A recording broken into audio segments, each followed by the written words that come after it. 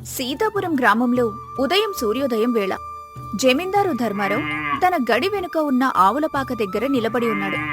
తన పాలేరు రామయ్య ఎంతో శ్రద్ధగా ప్రేమగా ఆవులకు మేత వేస్తూ వాటిని నిమురుతుండటం చూస్తూ జమీందారు తనలో తాను ఆనందంగా మాట్లాడుకుంటున్నాడు. నిజంగా ఈ రామయ్య లాంటి దొరకడం నా పూర్వజన్మ సుకృతం. వీళ్ళ తాతలు ముత్తాతల కాలం నుండి మా వంశానికే పాలేరులుగా ఉంటూ మా ఇంటికి నమ్మిన బంటుల్లో సేవ చేస్తున్నారు. ఎంత ఆస్తి ఎంత హోదా ఉంటే ఏముంది, కాళ్ళు మూసుకుని నమ్మే ఇలాంటి ఒక మనిషి తోడు లేకపోతే ఆ జమీందారీతనం కూడా శూన్యమే. వీడి నిజాయితీ ముందు నా కోట్లు కూడా తక్కువే. అలా అనుకుంటూ ధర్మారావు మెల్లగా నడుచుకుంటూ రామయ్య దగ్గరికి వెళ్లాడు. రామయ్య వెంటనే చేతిలో ఉన్న గడ్డిని పక్కన పెట్టి 2 చేతులు కట్టుకొని ఎంతో వినయంగా తలదించుకొని నిలబడ్డాడు. ఏమిట్రా రామయ్య, తెల్లవారక ముందే వచ్చేశావు? చలికాలం కదరా, కాస్త ఎండ వచ్చాక రావచ్చు కదా. రాత్రి కూడా పొలం దగ్గరే పడుకున్నావట. నీకు పెళ్ళై 3 ఏళ్లైనా నీ భార్య పోయినప్పటి నుండి ఈ పొలమే నీ సంసారం అయిపోయింది. కనీసం నీ ఆరోగ్యమైనా చూసుకోవాలి కదరా.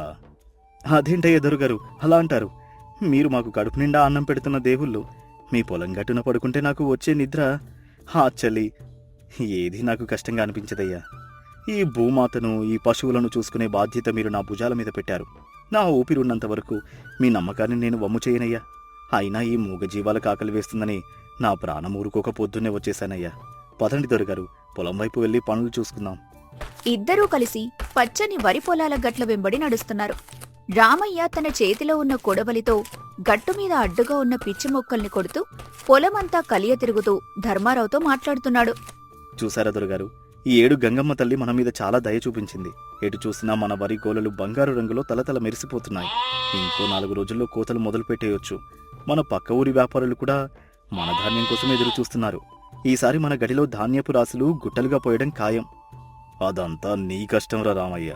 నువ్వు రక్తాన్ని చెమటగా మార్చి మట్టిలో పోసావు కాబట్టే నేడు ఈ నేల బంగారాన్ని పండిస్తోంది. నువ్వు ఇలాగే నాకు తోడుగా ఉంటే ఈ సీతాపురం ఊరు ఉన్నంతకాలం మనం వంశం పేరు నిలబడిపోతుందిరా. మధ్యాహ్న భోజన సమయం. జమీందారు ఇంటి ఆవరణలో ఉన్న వేప చెట్టు కింద అరుగుమీద రామయ్య కూర్చొని ఉన్నాడు. జమీందారు భార్య అన్నపూర్ణమ్మ స్వయంగా ఒక పెద్ద కంచంలో వేడివేడి అన్నం, పప్పు, నెయ్యి వడ్డిస్తుంది. అప్పుడే అక్కడికి వాళ్ల కూతురు సీత నవ్వుకుంటూ వచ్చింది. ఇంకా బాగా పెట్టమ్మా, 2 గరిటెల నెయ్యి ఎక్కువగా వెయ్యి. రామయ్య మనవాడే కదా, ఊళ్ళో 10 మంది చేసే పని ఈయనొక్కడే చేస్తుంటాడు. పాపం కండలు కరిగిపోతున్నాయి చూడు. బాగా తింటేనే కదా మన పొలంలో ఇంకా గట్టిగా పని చేస్తాడు. అయ్యో సీతమ్మగారు, అలా ఆట పట్టించకండి. అమ్మగారు పెట్టిన ఈ అన్నం తింటే నా దేహానికి ఏనుగంత బలం వస్తుందమ్మా. నాకు ఇంతకంటే ఎక్కువ వదిలేండి. నువ్వు తినరా రామయ్య, దాని మాటల్ని పట్టించుకోకు. అయినా నువ్వు పడే కష్టానికి నేనెంత వడ్డించినా తక్కువేరా. నా కన్న కొడుకులా ఇంటి భారాన్ని మొత్తం నీ భుజాల మీద మోస్తున్నావు. ఆ మాట చెబుతూనే అన్నపూర్ణమ్మ గొంతు బొంగురుపోయింది. కళ్లల్లో నీళ్లు తిరిగాయి. సీత అక్కడి నుంచి నడుచుకుంటూ లోపలికి వెళ్లిపోగానే ఆమె తన బాధను రామయ్య ముందు వెళ్లగక్కింది. కన్నీళ్లను కొంగుతో తుడుచుకుంది.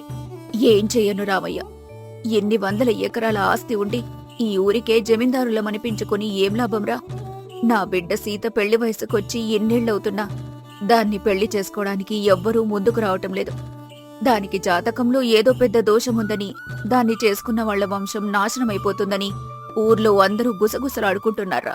మా ఆస్తి మొత్తం రాసేస్తామన్నా కూడా ఏ ఒక్కరూ సంబంధం కలుపుకోవడానికి ముందుకు రావటం లేదు. నా బిడ్డ ముఖం చూస్తుంటే నా పేగులు తరుక్కుపోతున్నాయిరా. నా కర్మ కాకపోతే ఇంతటి అందం గుణమున్న నా బిడ్డకు ఎందుకురా ఈ కర్మ పట్టింది?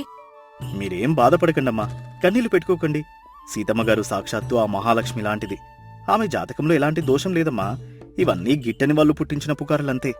దేవుడు ప్రతి ఒక్కరి కోసం ఎవరో ఒకరిని పుట్టించే ఉంటాడు కదమ్మా. సీతమ్మగారికి ఎంతో మంచి గుణవంతుడు, ఆమెను మహారాణిలా చూసుకునేవాడు ఖచ్చితంగా వస్తాడు. మీ కన్నీళ్లు తుడుచుకోండమ్మా, ధైర్యంగా ఉండండి. అంతా దేవుడే చూసుకుంటాడు.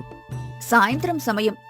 జమీందారు ధర్మారావు గడిలో ఒక పెద్ద కుర్చీలో కూర్చుని పొలం లెక్కలు చూసుకుంటున్నాడు. అప్పుడే అతని చిన్ననాటి స్నేహితుడు పక్కూరి వడ్డీ వ్యాపారి అయిన వీరభద్రయ్య దర్జాగా లోపలికొచ్చాడు. అతని కళ్లల్లో ఎప్పుడూ స్వార్థం, అహంకారం కనిపిస్తుంటాయి. యావయ్య ధర్మరావు, పొలం పనులు బాలేదు, ఊరుగా సాగుతున్నాయట. ఊర్లో అంతా అనుకుంటున్నారు ధాన్యం అంతా నాకే అమ్ముతావు కదా. అయినా ఈ వ్యవసాయాలు ఈ పనులు ఎందుకులే వదిలే. ఇంట్లో పెళ్ళిడికి వచ్చిన కూతురు పెట్టుకుని లెక్కలు చూసుకుంటున్నావా? జాతక దోషం ఉన్న పిల్ల అని నీ కూతురుని ఎవరూ చేసుకోవడం లేదని తెలిసింది. ఒక పని చెయ్యి, నీ ఆస్తి మొత్తం నా పేరు మీద రాసివ్వు. నేను మా ఊర్లో ఎవరినైనా బతిమిలాడి నీ కూతురి మెడలో పసుపు తాడు పడేలా చేస్తాను. లేదంటే ఆ పిల్లకు జీవితాంతం పెళ్లి కావడం కష్టమే. నోరు మొయ్యి వీరభద్రయ్య. స్నేహితుడివే అని ఇంటికి వస్తే మర్యాద ఇచ్చాను, కానీ నా బిడ్డ గురించి ఆమె జాతకం గురించి తప్పుగా మాట్లాడితే నీ నాలుక కోస్తాను, జాగ్రత్త. నా ఆస్తి చూసి వచ్చేవాడికి నా బిడ్డను ఇచ్చే ప్రసక్తే లేదు. నాకే ఎదురు చెబుతావా ధర్మరావు?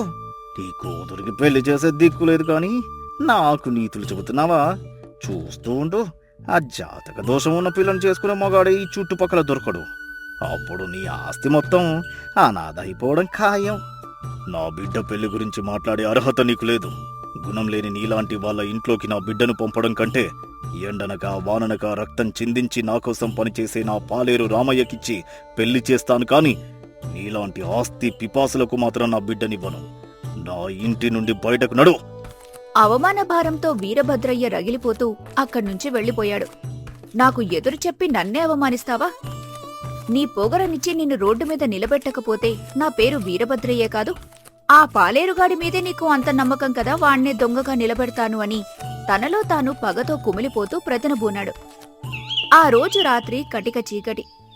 జమీందారు ఇంటికి కాస్త దూరంలో ఉన్న ధాన్యపు గోదాము దగ్గర ఎవ్వరూ లేరు. వీరభద్రయ్య గుట్టుచప్పుడు కాకుండా తన బండి తీసుకుని అక్కడికొచ్చాడు. గోదాము తాళం పగలగొట్టి లోపలున్న ధాన్యం బస్తాలను తన బండిలోకి ఎక్కించుకున్నాడు. ఇప్పుడు చూడు ధర్మారావు, ఈ ధాన్యం దొంగతనం చూసి నువ్వు గుండె పగిలి చావాలి. అంతేకాదు, నువ్వు దేవుడిలా నమ్మే నీ పాలేరు రామయ్యే ఈ దొంగతనానికి అసలు కారణమని తెలిస్తే వాడిని నువ్వే స్వయంగా నరికి చంపుతావు. ఇదిగో ఈ ఎర్రటి కండువా రామయ్య గాందే, దీన్ని ఇక్కడే పడేసి వెళ్తాను. నా దెబ్బకు మీరిక కోలుకోలేరు. తెల్లవారేసరికి గోదాము తలుపులు పగిలి ఉండటం, ధాన్యం బస్తాలు మాయమవ్వటం చూసి ధర్మారావు గుండె ఆగినంత పనైంది.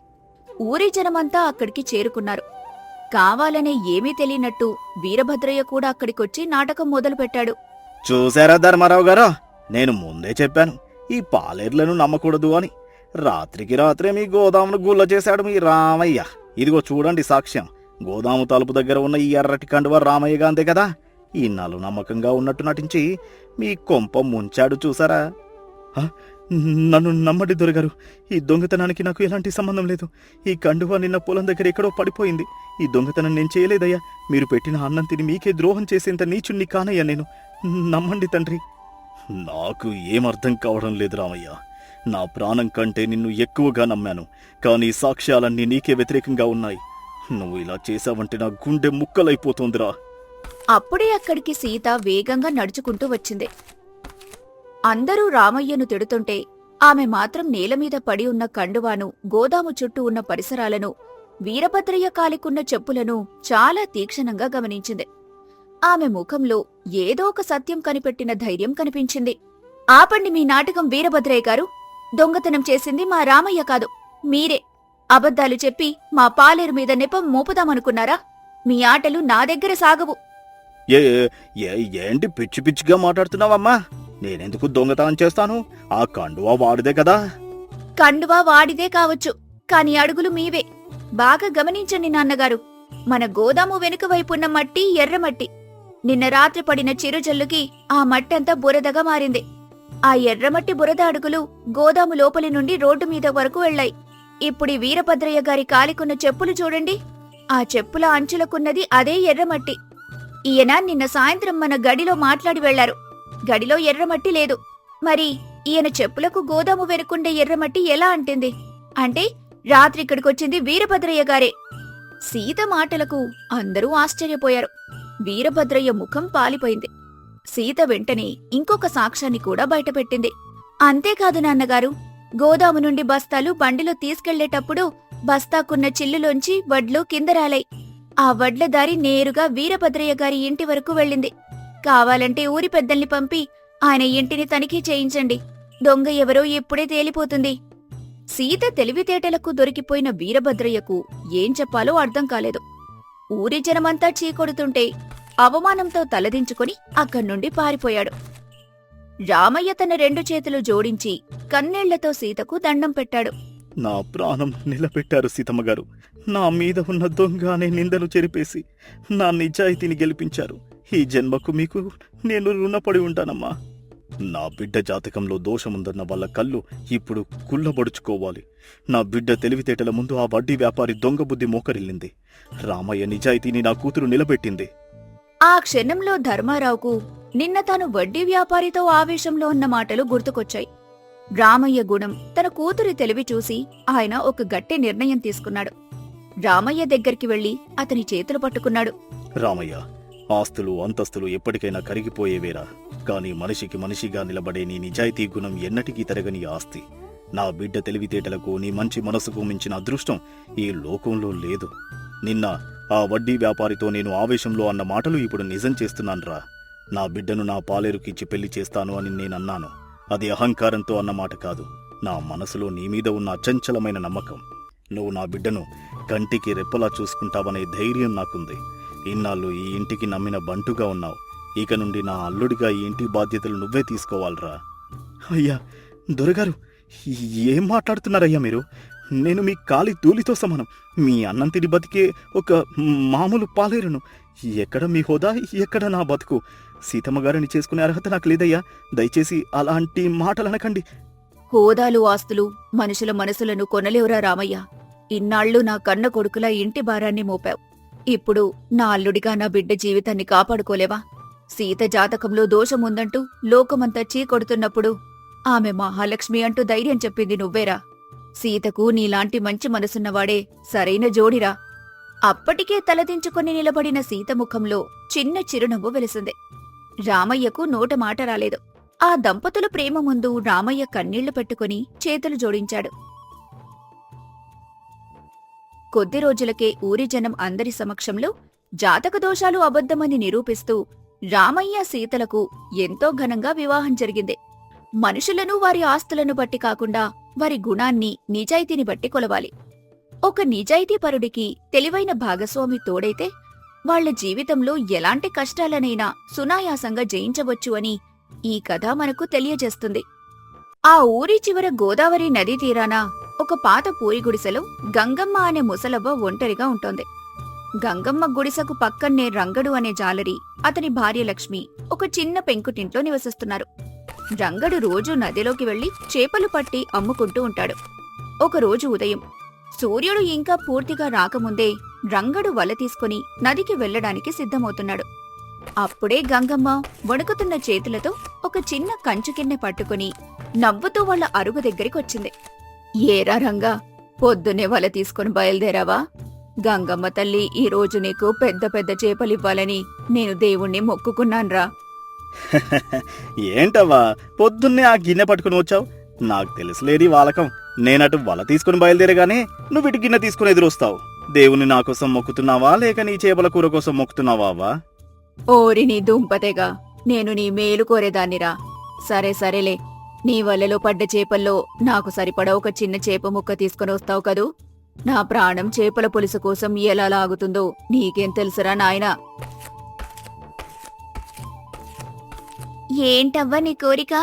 ఈ వయసులో కూడా నీకు రోజు ఆ చేపల కూర తినకపోతే నిద్ర పట్టదా? రేపు నీకేమైనా కడుపు నొప్పొస్తే మా ఆయన దొరకడు. నేనే నీకు మందు బిళ్ళలు వేయాలి. నాకేం కాదులే తల్లి. ఆ గంగమ్మ తల్లి ఒడిలో పుట్టిన చేపలు తింటే నాకు 100 ఏళ్ల ఆయుష్ వస్తుంది. అయినా మీ ఆయన తెచ్చే 2 చేపలు తీసుకుంటే మీ ఆస్తేమైనా తరిగిపోతుందా ఏంటి?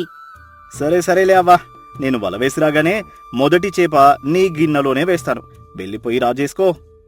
రంగడు వెళ్ళిపోయాడు. గంగమ్మ ఆనందంగా గుడిసెలోకి వెళ్లి మట్టిపొయ్యి వెలిగించి చింతపండు నానేసుకుని మసాలాలు నూరుకొని సిద్ధంగా ఉంది. మధ్యాహ్నం రంగడొచ్చి 2 తాజా చేపల్ని గంగమ్మ గిన్నెలో వేశాడు. గంగమ్మ సంబరంగా చేపల్ని శుభ్రం చేసి తనకి మాత్రమే తెలిసిన చేతివాటంతో కమ్మటి పులుసు పెట్టింది. ఆ పులుసు ఉడుకుతుంటే ఆ గుమగుమలు గంగమ్మ గుడిసె నుండి నేరుగా రంగడి ఇంటి వరకు వెళ్లాయి. ఆ వాసనకే నోరూరిపోతుంది. మధ్యాహ్నం రంగడు, లక్ష్మి ఇద్దరూ వాళ్ల ఇంట్లో అన్నం తింటున్నారు. లక్ష్మి చేసిన కూర తింటూ రంగడు పదే పదే గంగమ్మ గుడిసె వైపు నుండి వస్తున్న వాసన పీలుస్తున్నాడు. ఏ మాటకా మాట చెప్పుకోవాలి లక్ష్మి. మన గంగమ్మవ్వ చేసే చేపల కూర ముందు ఏ వంట పనికిరాదు. ఆ గుమగుమలు చూడు ఎలా వస్తున్నాయో. నాకెందుకో ఆ ముసలి చేతుల్లో అమృతం ఉందేమో అనిపిస్తుంది. అవునా? అంత బాగుంటే వెళ్ళి ఆ అవ్వ చేతే వడ్డించుకొని తినండి. నేనెందుకు కష్టపడి ఈ పొయ్యి ముందు కాలిపోవటం? నేను వండితే రుచి లేదు కాని ఆ అవ్వ చేసిన పులుసు మాత్రం మీకు అమృతంలా ఉందా? అయ్యో నా పిచ్చి పిల్లామా, నేను ఆ ఉద్దేశంతో అనలేదు లక్ష్మి. నువ్వు వండినా అమృతమే. కానీ ఆ అవ్వ చిన్నప్పటి నుండి చేపలు వండి వండి ఆమె చేతికి ఒక ప్రత్యేకమైన రుచి వచ్చింది. మన వయసేంటి, ఆమె వయసేంటి? కోపగించుకోకులే. నువ్వు పెట్టిన ఈ ముద్ద తింటే నాకు ఏనుగంత బలం వస్తుంది తెలుసా? సరేలేండి మీ వెటకారం. మీరు చెప్పింది కూడా నిజమేలేండి. ఆ అవ్వ పులుసు పెడితే వాసనకే కడుపు నిండిపోతుంది. ఆమె చేతిలో ఏదో మాయుంది. ఒకరోజు రంగడికి జ్వరమొచ్చి బలవేయటానికి వెళ్ళలేదు. ఆ రోజు గంగమ్మ చేపల కూర తినాలని ఆశపడింది. ఎవ్వర్నీ అడగలేక తనే నదికి వెళ్లి గాలం వేసి ఒక చేపను పట్టుకొచ్చింది. 2 రోజుల తర్వాత వానాకాలం మొదలవటంతో రంగడు అప్పుల వాళ్ల భయానికి ప్రాణాలకు తెగించి పడవ వేసుకుని వేటకు వెళ్లాడు. నది మధ్యలోకి వెళ్ళాక భయంకరమైన తుఫానొచ్చింది. వరద ఉధృతికి వలతాడు గీసుకుపోయి రంగడి చేతి చర్మం ఊడి రక్తమొస్తున్నా పడవను కాపాడుకోవడానికి ప్రాణాలతో పోరాడాడు. దేవుడా, నాకింతటి శిక్ష ఎందుకు వేస్తున్నావయ్యా? అనాథగా పుట్టిన నన్ను ఈ చల్లటి నీళ్లలోనే ఎవరికి దిక్కులేని వాడిలా చంపేయాలని రాసి పెట్టావా? నేను పుట్టినరోజే కన్న తల్లిని కోల్పోయాను. నాకంటూ ఎవరూ లేరని నమ్మి వచ్చిన నా భార్య లక్ష్మి ఒక్కతే నా ప్రపంచం తండ్రి. మహారాణిలా చూసుకుంటానని ఆమె మెడలో పసుపు తాడు కట్టాను. కనీసం కడుపు నిండా అన్నం కూడా పెట్టలేని చేతకాని వాడినయ్యాను. ఇప్పుడేమో ఆమెను ఒంటరిదానని చేసి ఈ నీళ్లలో నా ప్రాణం వదులుతున్నాను. ఆమెకు నేను చేసిన ద్రోహం ఇది. ఇప్పుడు నేను ఈ వరదల్లో చచ్చిపోతే ఆమెకు దిక్కెవరు దేవుడా? ఊర్లో అప్పుల వాళ్ళు ఆమెను బతకనిస్తారా? నా కోసం పిచ్చిదానిలా ఎదురు చూస్తుందే. కనీసం ఒక్కసారి ఆమె ముఖం చూసి ఆమెకు ఒక మాట చెప్పి ప్రాణం వదిలే భాగ్యమైన ఇవ్వు తండ్రి. ఈ ఆకలి మంటను నేను భరించలేకపోతున్నాను. ఎముకలు గడ్డకట్టుకుపోతున్నాయి. ఒక మగాడిగా నా చేతకానితనానికి నాకే ఏడుపోస్తోంది దేవుడా. నన్ను బతికించు తండ్రి, లేదా ఇప్పుడే ఈ వరదలో కలిపేసుకో అని ఆ పిచ్చి వర్షంలో తనలో తానే గుండెలు బాదుకుంటూ ఆ బురదలో పడి ఏడ్చాడు. ఇటు ఇంట్లో లక్ష్మి పరిస్థితి కూడా అలాగే ఉంది. 3 రోజులు ఆమె ఒంటరిగా ఇంట్లో ఏడుస్తూ భర్త రాక కోసం గుమ్మం దగ్గరే కూర్చుంది. ఆమె భయంతో వణికిపోతుంది. కళ్లల్లో నీళ్లు ఇంకిపోయాయి. అప్పుడు గంగమ్మ తన పాత బొంత తీసుకుని వచ్చి లక్ష్మి పక్కన కూర్చుంది. ఏడవకు తల్లి, మనోళ్ళు జాలర్లు. గంగమ్మ కడుపున పుట్టిన బిడ్డలు. ఎండనక వాననక పగలనక రాత్రనక ఆ నీళ్లల్లో మునిగితే కాని మనకు పూట గడవదు తల్లి. వాళ్లు వల విసిరేది చేపల కోసం కాదు, మన ప్రాణాలు నిలబెట్టడం కోసం. వాళ్ల కష్టమంతా ఈ నీటితోనే ముడిపడి ఉంది. రేయింబవళ్ళు ఆ చల్లటి నీళ్లల్లో నాని నాని వాళ్ల ఎముకలు కొరుక్కుపోతుంటాయి. అయినా వాళ్లు వెనక్కి తగ్గరు. మన కడుపు నింపడానికే వాళ్లు తమ ప్రాణాలను పణంగా పెడతారు. వాళ్లు నీళ్లల్లో పడే ప్రతి అడుగు ఒక చావులాంటిదే తల్లి. ఈ పాడు దరిద్రం మనల్ని వాళ్ల ప్రాణాలతో చెలగాటమాడేలా చేస్తుంది. ధైర్యంగా ఉండు తల్లి. నా కొడుకు రంగడు ఖచ్చితంగా వస్తాడు. వాడికి ఏమీ కాదు. నాకు చాలా భయంగా ఉందవ్వా. ఆయన ఎప్పుడూ ఇలా చేయలేదు. ఈ వరదల్లో ఆయనకు ఏమైనా అయితే నా గతేం కావాలి? నాకిక దిక్కెవరవ్వా? నిన్నటి నుండి ఆ గాలి హోరుకి నా గుండె ఆగిపోయేలా ఉందవ్వా. ఆయన ఎక్కడున్నాడో ఏమయ్యాడో, ఆ నీళ్లల్లో ఈ ఆకలికి ఎలా ఓడ్చుకుంటున్నాడో నాకేం అర్థం కావట్లేదవ్వా. నా ప్రాణం పోయేలా ఉంది. పిచ్చిదానా, నేను లేనా? ధైర్యంగా ఉండు. ఆ గంగమ్మ తల్లి వాణ్ణి మనకి క్షేమంగా తిరిగిస్తుంది. నా ప్రాణం పోయేలోపు వాడికేమీ జరగనివ్వను. నువ్వు ఏడుస్తూ కూర్చుంటే నేను భరించలేను తల్లి. ఆ దేవుడు మన మొర ఖచ్చితంగా వింటాడు. గంగమ్మ మాటలతో లక్ష్మికి కాస్త ధైర్యమొచ్చింది. 3 రాత్రులు గంగమ్మ ఆమెకు తోడుగానే ఉండిపోయింది. 4వ రోజు ఉదయం వరద కాస్త పడవ వేసుకొని రంగడు క్షేమంగా కాని చాలా నీరసంగా ఇంటికొచ్చాడు. అతని ముఖంలో జీవం లేదు, దేహంలో సత్తువ లేదు. కళ్ళు లోపలికి పోయాయి. అతన్ని చూడగానే లక్ష్మి పరుగున వెళ్లి గట్టిగా హత్తుకొని బోరున విలపించింది. ఎక్కడికి వెళ్ళిపోయారండి ఇన్ని రోజులు?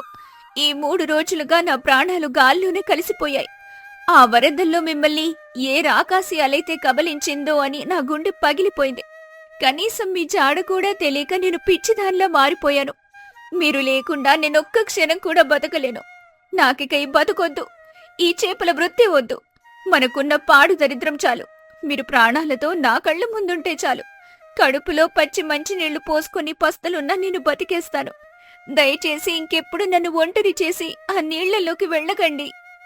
ఏడవకే పిచ్చిదానా, నేను వచ్చేశాను కదా. నిన్ను వదిలేసి నేను ఎక్కడికి పోతాను? ఆ వరదల్లో చిక్కుకున్నప్పుడు కూడా ఆ భయంకరమైన చీకటిలో నా కళ్ళ ముందు కదిలింది నీ ముఖమే. నువ్వు గుమ్మం దగ్గర కూర్చుని ఏడుస్తున్న దృశ్యం నన్ను ఆ చల్లటి నీళ్లలో కూడా ప్రశాంతంగా చావనివ్వలేదు. అప్పుల వాళ్ళ బాధ, ఈ దరిద్రం అన్నీ గుర్తుకొచ్చాయి లక్ష్మి.